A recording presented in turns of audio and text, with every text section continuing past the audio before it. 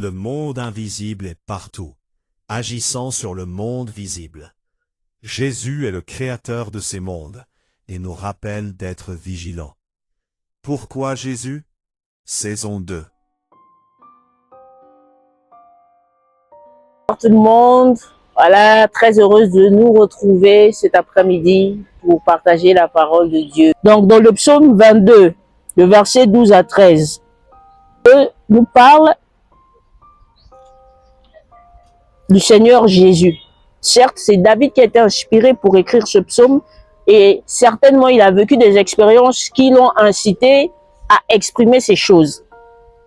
Mais rapidement, au verset 2, par exemple, du psaume 22, il est dit, mon Dieu, pourquoi m'as-tu abandonné et t'éloignes-tu sans me secourir, sans écouter mes plaintes? Mon Dieu, pourquoi m'as-tu abandonné? C'est la même phrase que le Seigneur Jésus a déclarée sur la croix. Et nous bénissons le Seigneur pour sa parole parce que le Seigneur Jésus a prouvé, encore une fois, pas parce qu'il en avait besoin de le faire, mais parce que c'était important, c'était dans la volonté du Père. Il a déclaré ces choses à la croix pour que ceux qui étaient là sachent avec certitude qu'il est le Fils de Dieu, qu'il est le Dieu Tout-Puissant, qu'il est le Messie et qu'il est celui qui est venu accomplir toutes les paroles qui ont été dites sur lui. Il les a toutes accomplies, ce que les prophètes avaient déclaré sur lui. Alléluia. Merci Seigneur. Donc dans le psaume 12, dans le psaume 22, le verset 12 à 13, David dit, de nombreux taureaux sont autour de moi, des taureaux de Basan m'environnent. Le verset 13, il dit, ils ouvrent contre moi leur gueule, semblable au lion qui déchire et rugit. Alléluia. Nous reprenons rapidement. De nombreux taureaux sont autour de moi, des taureaux de Basan m'environnent. Ils ouvrent contre moi leur gueule, semblable au lion qui déchire et rugit. Alléluia. Gloire à toi, Seigneur.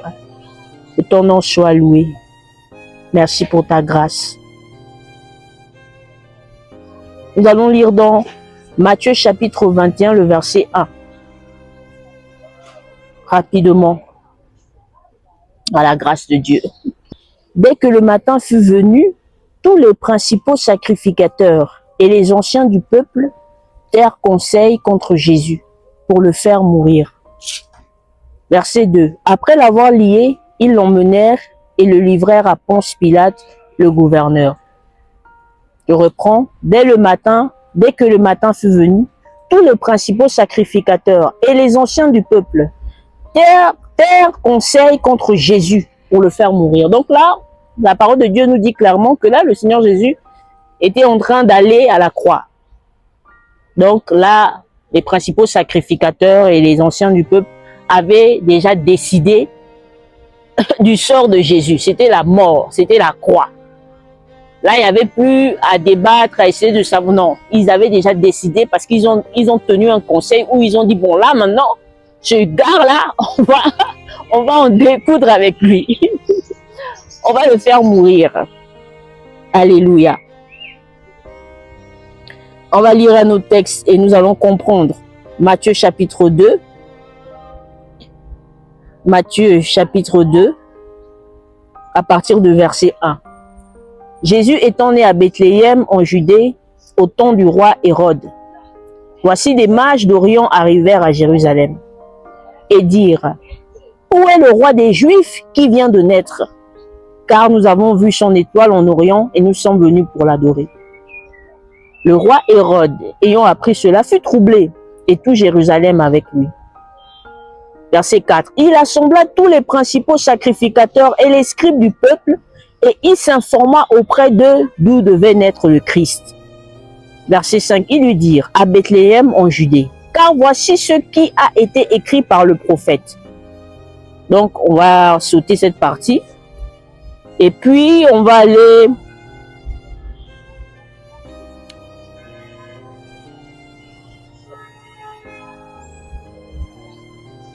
Bon, on va lire quand même. Verset 6. Et toi, Bethléem, terre de Juda, tu n'échappes pas la moindre entre les principales villes de Juda, car de toi sortira un chef qui paîtra Israël, mon peuple.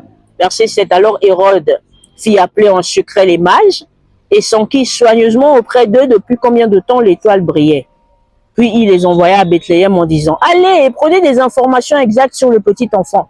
Quand vous l'aurez trouvé, faites-le moi savoir afin que j'aille aussi moi-même l'adorer. » Alléluia. On va s'arrêter là. Donc, les deux textes que nous avons lus nous présentent une chose, c'est que on voit les principaux sacrificateurs et les anciens, les responsables du peuple se réunir pour décider de la mort de Jésus. Et ici, dans Matthieu chapitre 2, à partir du verset 1, on voit la naissance de Jésus. Dans quelles circonstances Jésus est venu dans le monde? Dans quelles circonstances le Dieu Tout-Puissant est venu dans le monde des vivants? Dans quelles circonstances? On nous présente des autorités, des personnes élevées en dignité, qui décident d'un commun accord de faire mourir quelqu'un. C'est Jésus. Et on voit dans Matthieu chapitre 2 des autorités aussi, en Israël, des personnes puissantes, des personnes qui sont craintes, des personnes qui dominent sur le peuple, qui apprennent que le Messie est là, que son étoile a été vue. Ils comprennent, Hérode comprend qu'un roi est en train de naître. Une autorité est en train de venir dans le monde des vivants. Et certainement pour Hérode, et comme pour la plupart peut-être, c'était une autorité politique qui arrive. Quelqu'un qui va être à la tête d'Israël et qui va dominer, qui va agir pour le bien d'Israël de manière politique, sociale, etc., etc. Mais la parole de Dieu nous fait comprendre que le Père avait un projet plus grand que la venue simplement, que sa venue sur la terre, de diriger une nation et de dominer le monde des vivants. Le Père avait le projet de sauver les hommes, de sauver l'humanité. Hérode, les principaux sacrificateurs, étaient des autorités sur Israël, qui pouvaient décider qui vit, qui meurt. Si Hérode dit que toi tu meurs, personne ne peut dire le contraire.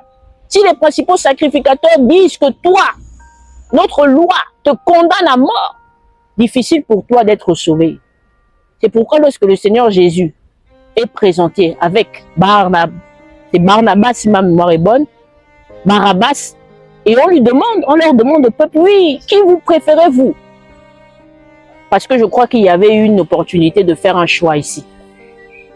Ils ont choisi quelqu'un d'autre. Et c'était dans la volonté du Père.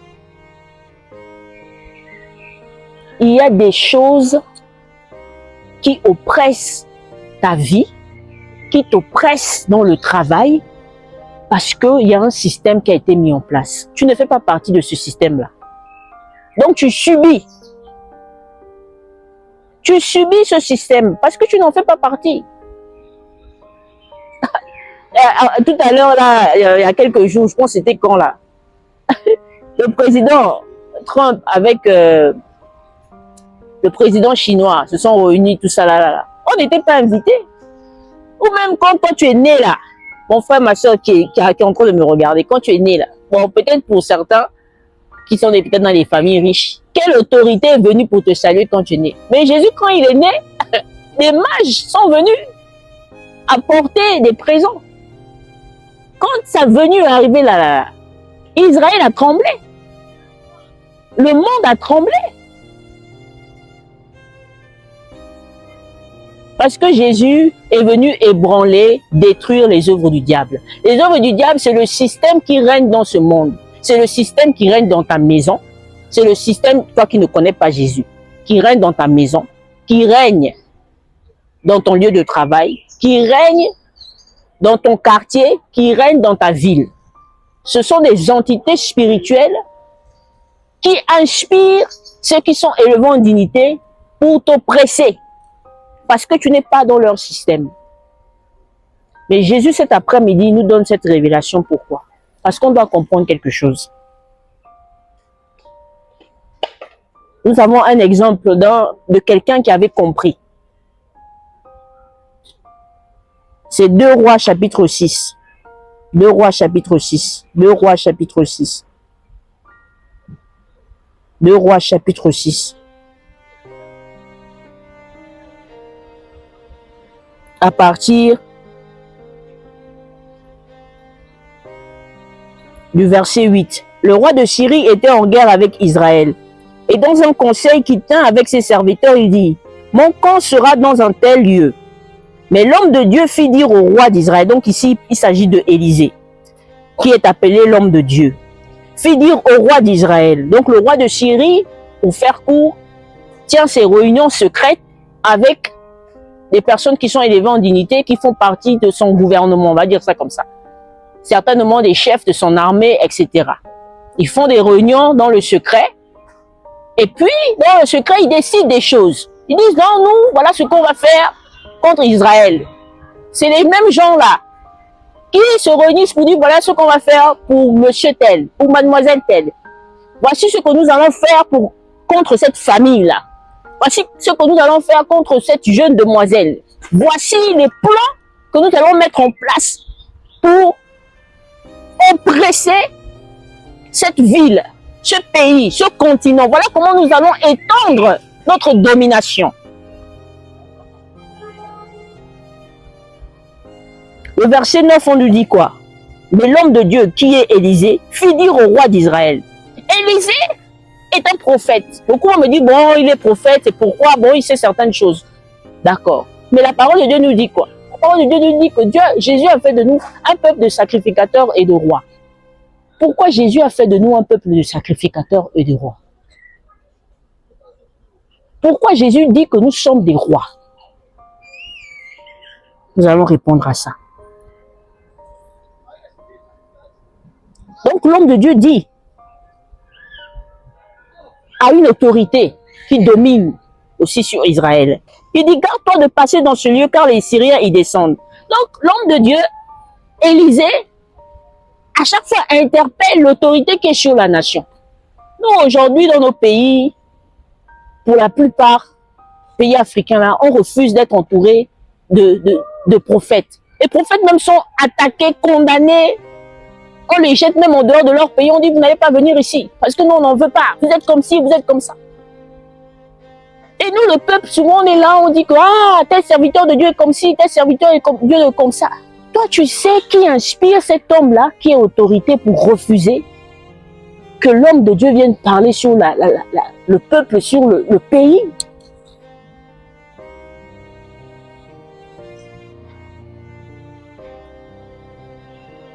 Et comme Israël, à cette époque-là, avait cette culture des prophètes, qu'aujourd'hui l'Église refuse le prophétique. Aujourd'hui, l'Église refuse les prophètes. Mais comment tu veux connaître ce que Dieu a dit quelque part, ce que Dieu veut faire sans un prophète? Même les apôtres qui sont les pères de l'Église, aujourd'hui, qui sont on va dire comme ça, nos pères dans la foi, eux-mêmes étaient entourés quand un prophète venait. L'apôtre Paul, que nous citons beaucoup, lorsque le prophète est venu prophétiser qu'il va être arrêté, voilà comment il va mourir. L'apôtre Paul n'a pas dit à l'homme de Dieu, non, moi je veux pas de toi, qu'est-ce que tu... Non, il a écouté. Et ce qui est bien, c'est que l'apôtre Paul savait déjà dans son cœur certaines choses, parce qu'il était un avec Jésus. L'homme de Dieu n'a fait que confirmer certaines choses. Il n'est pas venu inventer, il n'est pas venu, non. C'était le bien. C'était pour le bien du serviteur de Dieu, qui est l'apôtre Paul. Donc, Élisée, à chaque fois, interpelle le roi d'Israël. J'ai demandé au Saint-Esprit, à Jésus, qui inspirait Élisée? Comment Élisée connaissait ces choses? Il y a une partie de la réponse qui nous est donnée par le serviteur de Dieu lui-même. Je n'ai pas la référence ici, mais je vais retrouver ça pour nous. Lorsque son serviteur va prendre des cadeaux dont il n'avait pas le droit de prendre, Élisée va lui dire que mais mon esprit n'était-il pas avec toi quand tu as fait ces choses? Élisée était chez lui. Son serviteur était à un autre endroit là-bas où il a pris les cadeaux, il a fait sa petite magouille.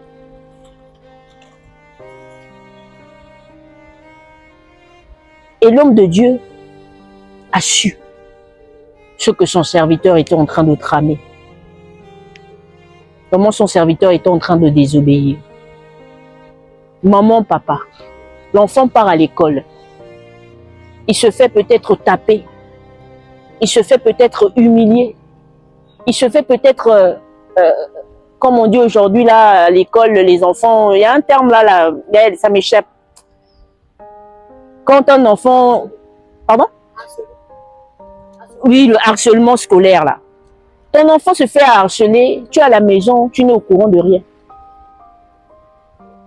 Tu ne sais pas. Moi, je parle à ceux qui connaissent Jésus par rapport à ça. Tu ne sais pas que l'enfant vit ces choses-là. Parfois, par la grâce de Dieu, tu es interpellé, papa, maman. Jésus nous parle cet après-midi. Tu es interpellé, papa, maman, par peut-être un professeur ou un ami va dire, ah, voici. On va commencer à dire à l'enfant, oui, tu vis ça, tu ne dis pas pourquoi. Non. Tu es, maman, la reine de ta maison. Papa, tu es le roi de ton foyer. Ça veut dire qu'en tant qu'autorité sur ta maison, Dieu a mis ces choses à notre disposition. Nous n'avons pas besoin d'avoir des titres religieux, des titres spirituels.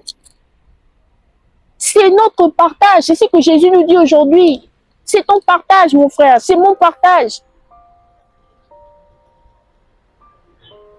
C'est Jésus qui nous donne de connaître ces choses. C'est lui.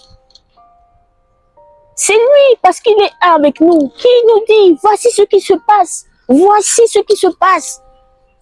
Voici quelle influence est en train de presser ton enfant. Voici quelle influence est en train d'agir dans la vie de ta fille, de ton fils, de ton mari, de ta femme. Élisée révèle donc au roi d'Israël.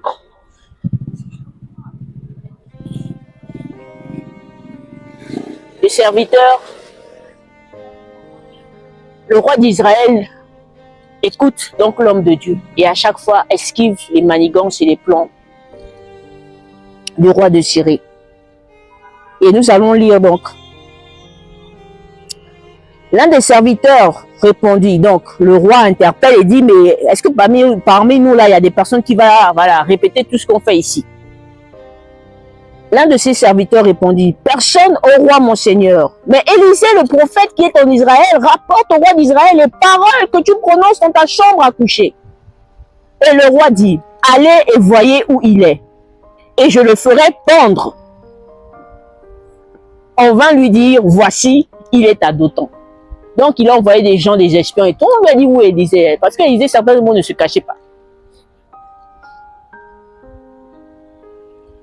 Élisée ne se cachait pas. Donc, on dit qu'il envoya des chevaux, des chars, une forte troupe qui arrivèrent de nuit et qui enveloppèrent la ville. Il y a un autre point qui m'a interpellé. Pourquoi ne pas entourer la maison d'Élisée? Pourquoi entourer la ville où Élisée est? Pourquoi entourer la ville et non la maison? Parce que la ville était sous la domination d'Élisée. Oui, Élisée avait compris sa position. Même dans l'Ancien Testament, il n'a pas encore vu Jésus crucifié. Il n'a pas entendu l'histoire de l'œuvre de la croix. Mais Élisée domine sur la ville là où il est. Ça veut dire que rien ne pouvait se faire spirituellement sans l'accord d'Élisée. Rien ne pouvait se faire sans que Élisée ne soit au courant. Pourquoi? Élisée avait des rencontres avec Jésus.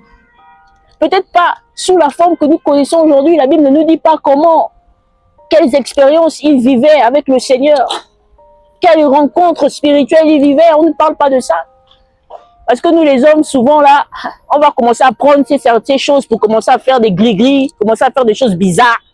Nous les chrétiens, commencer à faire des trucs. Il y a des choses que la Bible cache, que Dieu cache pour notre bien.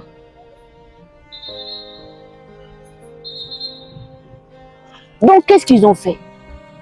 En tant qu'entité, ils sont venus entourer la ville. Regardez ce qui est encore plus intéressant. Ça devient encore plus intéressant. Le serviteur de l'homme de Dieu se leva de bon matin et sortit. Et voici une troupe entourait la ville avec des chevaux et des chars. Et le serviteur dit à l'homme de Dieu, « Ah, mon Seigneur, comment ferons-nous » Verset 16. Élisée dit, il répondit, ça c'est Élisée qui parle, il dit, « Ne crains point, car ceux qui sont avec nous sont en plus grand nombre que ceux qui sont avec eux. » Verset 17, Élisée pria et dit, « Éternel, ouvre ses yeux pour qu'il voie. » Et l'Éternel ouvrit les yeux du serviteur qui vit la montagne pleine de chevaux et de chars de feu autour d'Élisée. Alléluia. Voyez ça? Dieu nous prouve ici, par sa parole lui-même, je ne suis pas en train d'inventer, Dieu nous prouve ici que Élisée dominait spirituellement. Parce qu'il y avait toujours une armée avec lui. Qui est cette armée-là? C'est l'armée des cieux, tout simplement. Élisée était le commandant, le chef militaire. Le Dieu nous dit, vous étiez morts par vos offenses et par vos péchés, dans lesquels vous marchiez autrefois selon, et là c'est très intéressant, le train de ce monde, selon le prince de la puissance de l'air, de l'esprit qui agit maintenant dans les fils de la rébellion. Nous aussi, nous étions de la même race. C'est écrit ici, dans lesquels vous marchiez autrefois, selon le train de ce monde, selon le prince de la puissance de l'air, de l'esprit qui agit maintenant dans les fils de la rébellion. Il continue, il dit, nous tous aussi, nous étions de leur nombre, et nous vivions autrefois selon les convoitises de notre chair, accomplissant les volontés de la chair et de nos pensées, et nous étions par nature des enfants de colère comme les autres. Les enfants de colère comme les autres. On nous révèle ici que loin de Jésus, nous étions rebelles. Et il a fallu que Jésus, par l'œuvre de la croix, nous libère pour que lui vienne maintenant dominer en nous, pour que lui vienne maintenant s'établir en nous. Il continue, on dit, mais Dieu qui est riche en miséricorde, à cause du grand amour dont il nous a aimés, nous qui étions morts par nos offenses, nous a rendus à la vie avec Christ. C'est par la grâce que vous êtes sauvés.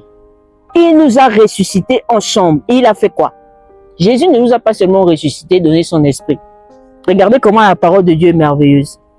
Il nous a fait asseoir ensemble dans les lieux célestes en Jésus-Christ. C'est l'interpellation du Seigneur pour nous cet après-midi. C'est l'interpellation du Seigneur pour nous cet après-midi. Le Seigneur vient nous rappeler, le Seigneur vient confirmer dans nos cœurs que il nous a fait asseoir avec lui. Il nous a fait asseoir avec lui. On te dérange, tu vas dire non, c'est ton, le patron il est méchant, mes collègues sont bizarres. Mais c'est pas ton patron ni tes collègues. Ce n'est pas ton patron ni tes collègues. En réalité, il y a quelqu'un derrière qui agit contre toi, mon frère, ma soeur. Il y a quelqu'un qui agit contre toi. Mais Jésus te dit que la capacité qui est la sienne de dominer sur toute chose t'est donnée. T'est donnée. J'avais inspiré par le Seigneur, pris. En fait, c'était même pas pour moi. J'avais décidé avec quelqu'un, par rapport à une situation, de prendre des moments de jeûne avec la personne pour sa situation. Et le lendemain du premier jour de jeûne, c'était pas pour moi. Le sujet, avec un seul sujet, ça ne me concernait pas directement. Le lendemain de ce moment de jeûne-là, je ne dis pas que c'est le jeûne qui a fait ça. Je dis simplement que la disposition était propice à Dieu, dans sa grâce, d'agir. J'ai pris un moment de jeûne, c'était juste un jour le lendemain, quelque chose comme ça. L'Esprit de Dieu me dit, Jésus me dit que Voici ce qui se passe en back-office. Il y a quelque chose qui veut venir pour te déranger. Il y a aussi quelqu'un qui veut mettre comme la folie. Je n'ai jamais partagé ça par la personne qui était concernée par rapport aux jeunes là. La folie. Je vous avoue, quand il me dit ça, ça me, en fait, ça me, c'est pas j'ai peur, non, non, non. Ça me fait comme un choc, ça m'énerve, quoi. Et puis je dis à Dieu, mais comment ça la folie? Ça vient de cette histoire de folie, c'est quoi le problème? Qu'est-ce que j'ai fait? C'est souvent comme ça, nous les enfants de Dieu. Qu'est-ce que j'ai fait? Moi, je ne fais pas de mal aux gens. Moi, je suis dans mon coin, je ne dérange pas. C'est quoi l'histoire de folie là qui veut venir? C'est quoi l'histoire de folie là qui veut venir? Et lorsque le Seigneur a révélé ça, il a montré lui-même, il a enlevé ça. Je parle de ces choses, ce sont des réalités, parce que il y a beaucoup de personnes d'entre nous qui subissent ces choses. Et parce que parfois il y a une expression en anglais, être cute, c'est-à-dire on veut être mignon dans la prière, mignon devant ces réalités, oh bon, voilà, c'est pas bien grave, et puis bon, voilà, on est cute, on est là, ok. Mais le Seigneur veut nous interpeller pour nous dire qu'il nous donne la solution. Il nous dit ce qui se passe et il nous donne la solution. Il nous dit ce qui se passe et il nous donne la solution. Les amis, il y a certaines choses, je ne peux pas parler ici. Un jour, Dieu me fera grâce de pouvoir en parler. Et c'est des expériences par lesquelles je suis passée. Parce que Dieu, avant, je ne comprenais pas ça. C'est pas forcément moi directement, mais j'ai vu des gens, des personnes avec des oppressions bizarres. Parce qu'il y a des entités. Même là où nous sommes là, il y a des entités. Il y a des choses qui sont là. Et Dieu ne veut pas que nous soyons ignorants. Parce que trop subissent. Trop subissent, trop subissent, trop subissent. Et c'est pas normal, nous qui sommes enfants de Dieu. Nous sommes là. À côté de toi, il y a quelqu'un qui subit ça. Quand il va venir te parler de ça, tu lui as dit, bon, on va prier. Non, Dieu n'a pas dit qu'on prie. Dieu n'a pas dit qu'on doit chasser d'abord les démons. Dieu dit, nous qui sommes en Jésus, nous sommes assis dans les lieux célestes. Ça veut dire quoi? Ça veut dire qu'il faut déjà comprendre cette vérité-là. Accepter ça. Il y a des choses qui se sont levées contre vous. Il y a des choses il y a des personnes, il y a quelqu'un qui sait, comme on a vu tout à l'heure avec Élisée, qui a fait une réunion et qui a dit, bon, moi, telle personne, on va en découdre. Telle famille, on va les détruire. Voici notre plan d'action. Est-ce qu'il nous dérange? Soit c'est des personnes qui sont attachées à Dieu, ou c'est des personnes simplement qui ne connaissent pas Dieu, mais bon, qui sont là et puis qui subissent. Qui sont là et puis qui subissent. On va finir avec ce verset dans Actes chapitre 28. On va finir par là, par la grâce de Dieu. 28, Actes chapitre 28.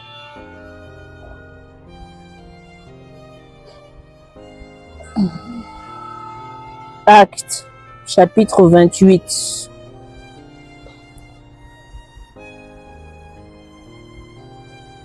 C'est l'apôtre Paul qui vit une expérience et on va finir par là. Acte 28, à partir du verset 2. Les barbares, bon, on va commencer à partir du verset 1. Après nous être sauvés, nous reconnûmes que l'île s'appelait Malte. Verset 2. Les barbares nous témoignèrent une bienveillance peu commune. Ils nous recueillirent tous auprès d'un grand feu qu'ils avaient allumé parce que la pluie tombait et qu'il faisait grand froid. Verset 3. Paul ayant ramassé un tas de broussailles et l'ayant mis au feu, une vipère en sortit par l'effet de la chaleur et s'attacha à sa main. Verset 4. Quand les barbares virent l'animal suspendu à sa main, ils se dirent les uns aux autres, assurément cet homme est un meurtrier, puisque la justice n'a pas voulu le laisser vivre après qu'il a été sauvé de la mer. Donc dans le texte précédent, le chapitre précédent, l'apôtre Paul dans le bateau, voilà, à cause de la tempête, ils se retrouvent à l'eau, etc. Dieu leur fait grâce, ils arrivent sur une île, plus tard on va leur dire que c'est l'île de Malte. Alléluia. Et là, l'apôtre Paul, il est prisonnier là. Là, c'est un prisonnier, on l'emmène déjà à Rome, là où il est censé mourir là-bas. Donc, il est prisonnier. Donc, les gens de Malte, voilà, ils sont en train de chercher à faire du feu pour les réchauffer et tout. Et l'apôtre Paul, en prenant des brindilles, des trucs, il y a un serpent qui vient sur son bras. Le serpent va le mordre. Parce que c'est ça dont il s'agit. Le serpent va injecter le venin dans le bras de l'apôtre Paul. Et les gens qui sont là, ils vont dire que ce gars-là, il a échappé à la mort en mer. Voici encore la mort qui vient encore le chercher. Ça veut dire que vraiment ce gars-là, son temps est venu pour mourir. Et la Bible nous dit quoi? Au verset 5, Paul secoua l'animal dans le feu et ne ressentit aucun mal. Verset 6, ces gens s'attendaient à le voir enfler ou tomber mort subitement. Mais après l'avoir longtemps attendu, voyant qu'il ne lui arrivait aucun mal, ils changèrent d'avis et dirent que c'était un... Qu'est-ce qu'ils ont dit? C'était un Dieu. L'apôtre Paul est quelqu'un d'autre, un autre exemple comme Élisée. C'est quelqu'un qui avait compris, parce que c'était un homme de révélation. C'est ce que moi j'admire cet homme. On n'a pas dit que c'était quelqu'un qui jeûnait beaucoup, qui faisait des choses bizarres. L'apôtre Paul, il était un homme de révélation. Et c'est ça que nous n'avons pas. La révélation, c'est Jésus qui donne la révélation. C'est Jésus qui donne la révélation. C'est Jésus qui donne la révélation. Et parce que l'apôtre Paul savait qu'il était assis, que c'était une entité. C'est pourquoi il y a eu l'agitation quand il est arrivé sur Malte. On peut se poser la question. Pourquoi lui et pas quelqu'un d'autre? Parce que c'était une autorité. Il reconnaissait dans son mandat qu'il n'est pas n'importe qui. Pas parce que c'était un apôtre. Parce qu'il était en Christ. Parce qu'il avait accepté ce que le Seigneur Jésus avait fait. Parce qu'il marchait dans la révélation. Par les expériences qu'il a eues. Il ne citait pas les versets de Genèse à Apocalypse juste pour vous réciter les versets. Les versets que la parole de Dieu nous donne, c'est pour nous pointer vers Jésus. Et Jésus éclaire ces versets-là pour que, quand nous avons la révélation, comme on dit que la révélation de ta parole éclaire et donne de l'intelligence au simple, c'est pour avoir de l'intelligence. L'intelligence, c'est quoi? L'intelligence, c'est pas pour oppresser ou se mettre devant pour dire qu'on connaît les choses. L'intelligence, c'est pouvoir comprendre la volonté de Dieu quand il parle, ce qu'il dit, où aller, quoi faire. Parce que c'est ça maintenant notre vie, c'est faire la volonté de Dieu. C'est plus créer des projets qui sortent de je ne sais d'où, créer. Non, l'atmosphère est favorable. Parce que tes anges qui campent autour de nous et qui nous arrachent du danger sont prêts à agir conformément à ta parole. Ta parole dit qu'ils sont forts et puissants et qu'ils agissent à la voix de ta parole. Ta parole a été libérée. Que tes anges qui sont là, mandatés par toi et qui connaissent chacun d'entre nous, où nous sommes et là où nous nous positionnons dans nos situations. Père, je commande qu'ils puissent agir maintenant dans nos cœurs, agir dans nos mentalités. Merci Père, dans le nom de Jésus. Amen, amen, amen.